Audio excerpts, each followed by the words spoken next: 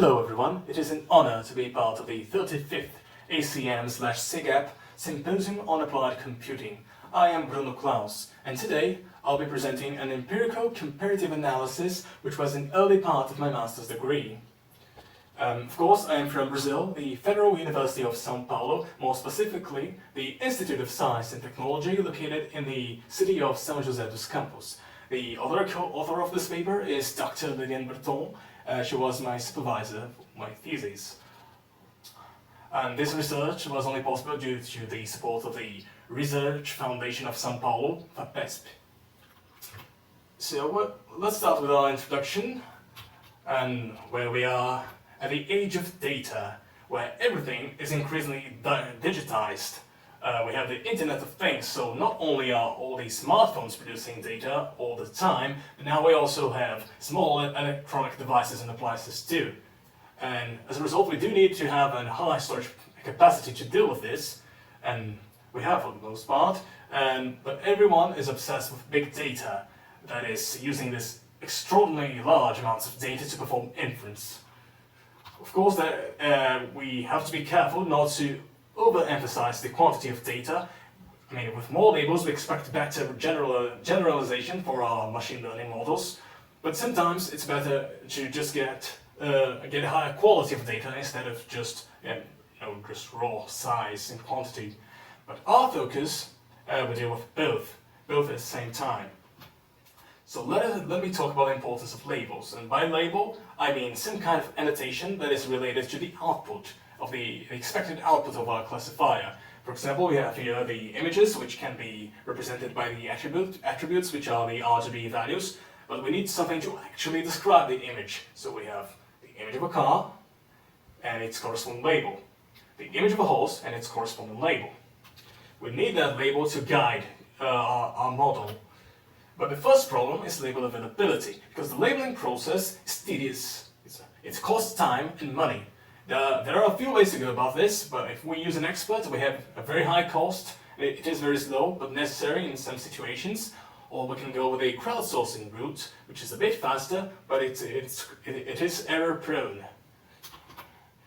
So we have a few types of learning. When we have all the data is labeled, we have all labels, we have supervised learning, and we can do our usual classification, regression, and so on and so forth. If we don't have any labels, we have unsupervised learning, where we can do the same things, but we can't summarize data and do aggregation and this sort of stuff. And finally, there is a nice middle ground, which is what we will work with here, which is semi-supervised learning, where there are few labels available, which is ideal for tackling this first problem. Second problem is the reliability of labels. Labeling data, as I said, is a process that is error-prone, and any kind of error, any kind of factor that may come into a labeling mistake, we call it a label noise. And many traditional semi-supervised classifiers just blindly accept the truth, and as a result, their accuracy deteriorates when there is a significant amount of label noise, or even just a little label noise. So how do we deal with label noise? We do have approaches that are robust label noise that do not explicitly address label noise, but they do reduce the effect implicitly by the choice of cost function and regularization. We have filters which can try to pre-process the data, detect, remove, and fix doubtful instances, but we have to be careful because it could be noise or it could be an outlier. Finally, we have approaches that are tolerant to label noise because they actually model the noise process in some way. So, the availability and reliability of labels have been individually well studied. In comparison, there is not enough research that tackles both problems at once. During our review, we found out that many of the approaches that do consider both things at once have a graph-based nature, and so we call the graph-based semi-supervised classifiers, or GSSL for short. So, what are the advantages of semi-supervised learning?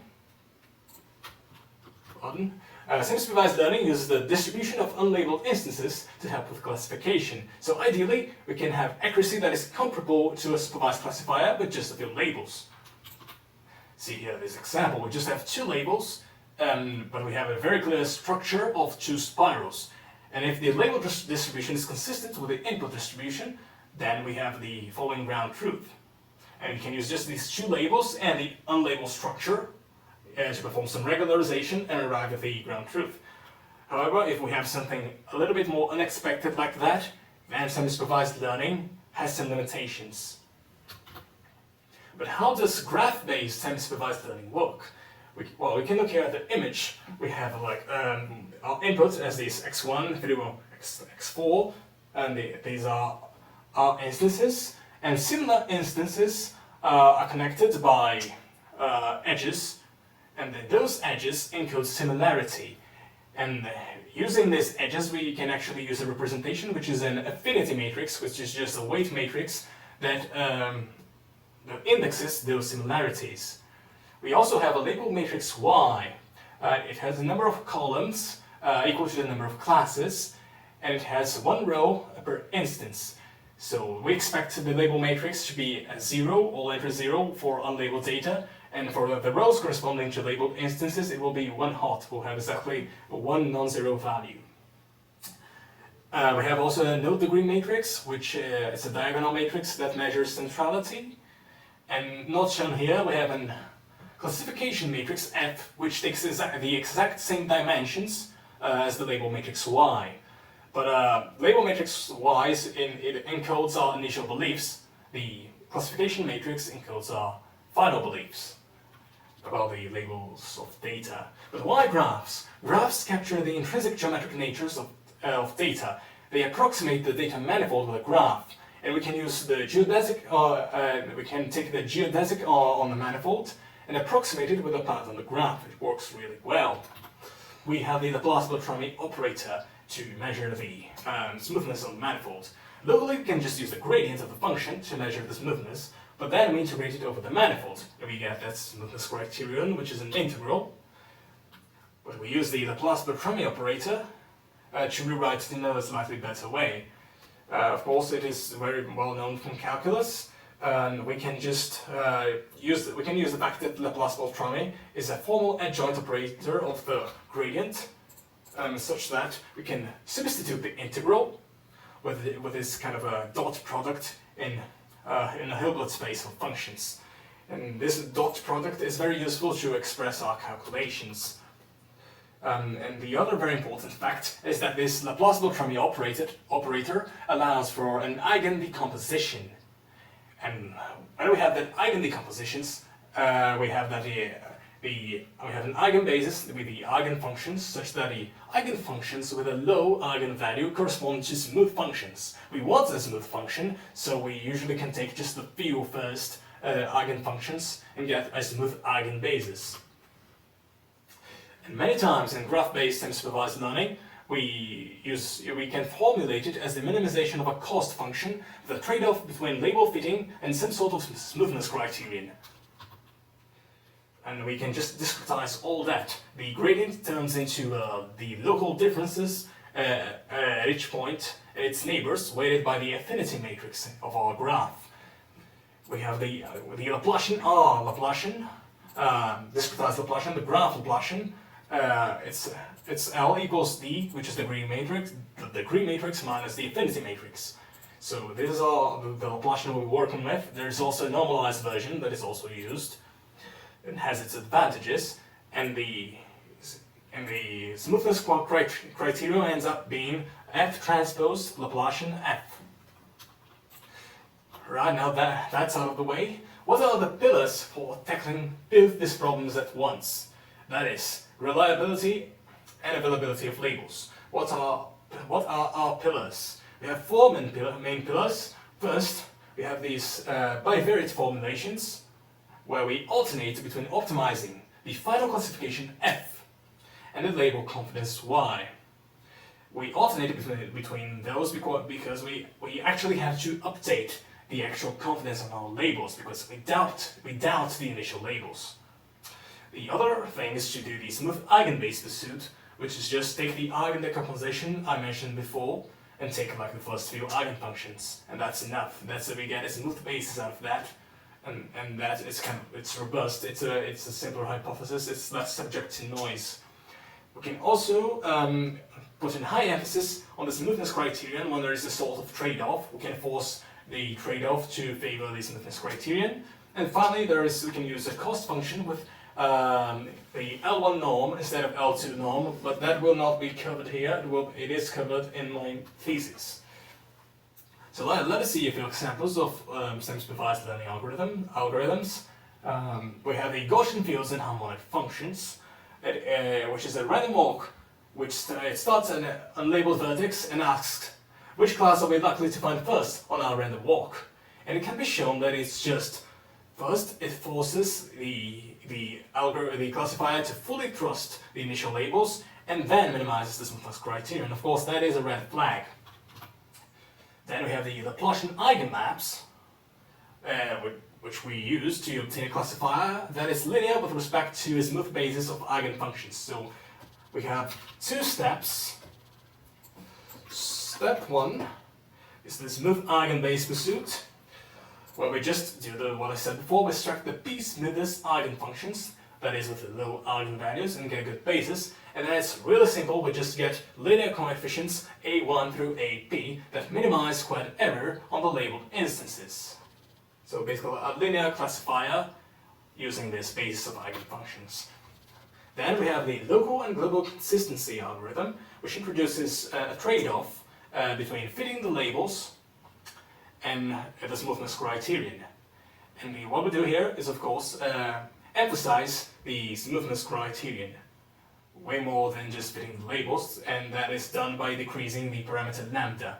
It can be shown that this is a random walk where the corresponding class we arrive gets a reward inversely proportional to the exponential function of this lambda.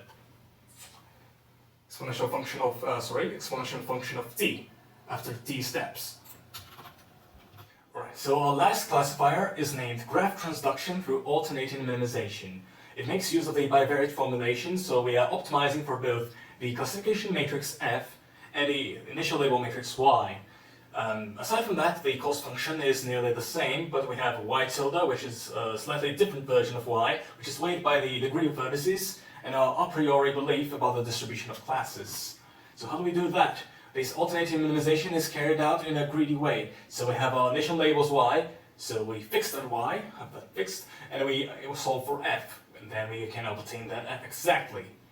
Then we have the f, and we want to obtain y again.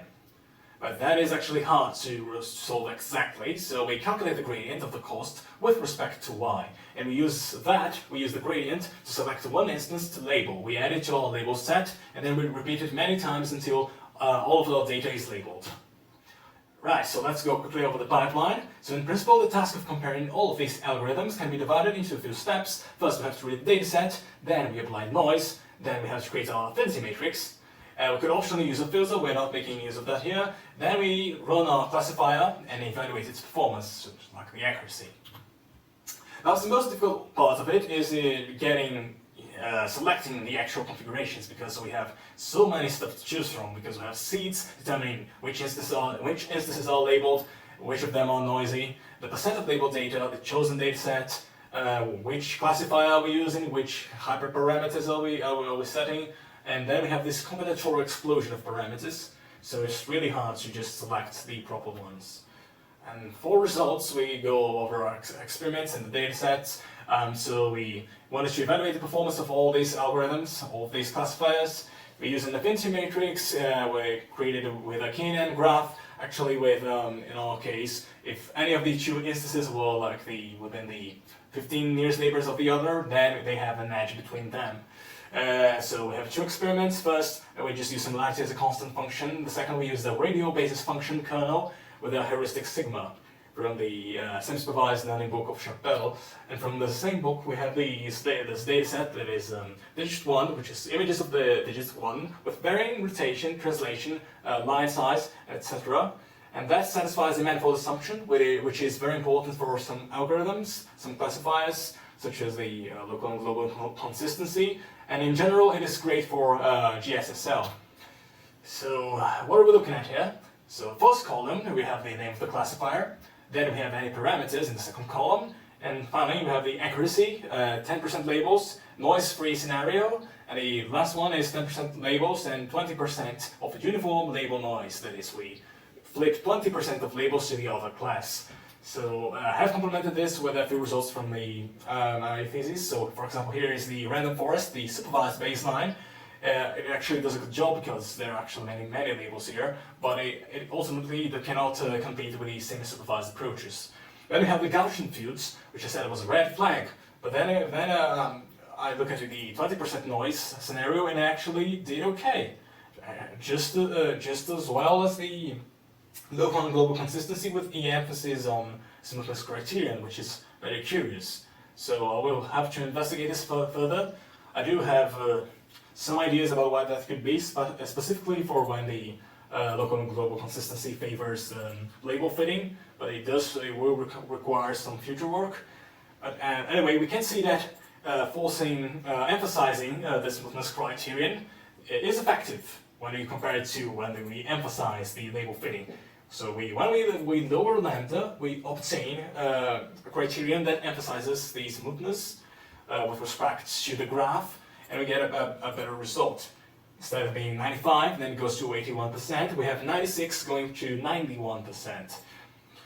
The two classifiers that did really well were Laplacian eigenmaps and the graph transduction. Graph transduction, of course, if you actually is optimizing y along with f, so that could be the reason. It nearly pretty much no decrease, or very small decrease in accuracy. And Laplacian eigenmaps is really effective because when we use a very small amount of eigenfunctions, then we are really making the unlabeled data do the work, as we will see for some other examples. For coil 2, it's real data collected from taking pictures of objects which were constantly being rotated. Satisfies manifold assumption, but it has many clusters, so it would need more labels. So the accuracy was constantly better with the RBF kernel. Laplacian eigenmaps was poor. The graph transduction with alternating minimization did not have much either. So with many labels, there's some improvement when we de-emphasize label fitting, but not too much. And with field labels, all classifiers could not deal with it. For example, it could happen that it was just one label for a cluster and that label was corrupted, so there's nothing you can do about it. And next, we have G241C and G241N. They are high-dimensional Gaussians with overlap. 241C, it has two overlapping high-dimensional Gaussians. And the G241N, it has four. They do not satisfy the manifold assumption because of their high intrinsic dimensionality. And the G241N actually is made so it can be confusing to classifiers because the two main clusters, when you try to divide it with just labeled data in two main clusters, you have one cluster with 50% of each class and another cluster with 50% of each class. So what happened, as they do not make use of the manifold assumption, Laplacian eigenmaps was the one that comfortably beat every other classifier that we examined. For example, just extracting the first eigenfunction works really well for G241C, because we are just essentially trying to find the two clusters and then label. Find, then label. If we actually can find those clusters and just use a majority vote, then that will be pretty near optimal, really. If it is this dependent on the unlabeled structure, dependent on the clusters it came from, and we can detect them. But on the other hand, with the G241N, it works really well if we have the correct amount of clusters beforehand. If we use that as a parameter. But if we just use the first eigenfunction, then it tries to split these two main clusters, and then it completely misses the mark, and the classifier is completely fooled. So in summary, for simple data sets, the identified and label approaches can be optimal for uniform label noise, which is something closer to the Laplacian eigenmaps. For when we have less labels, this is obvious, of course. When we have more noise, it is harder to detect, it is harder to fix. Probably there's some kind of threshold where it's pretty much impossible to actually identify stuff correctly. Then we found out that with eigenbasis pursuit, de-emphasizing label fitting and the bivariate formulation, they can be useful in different ways. They all have their use cases.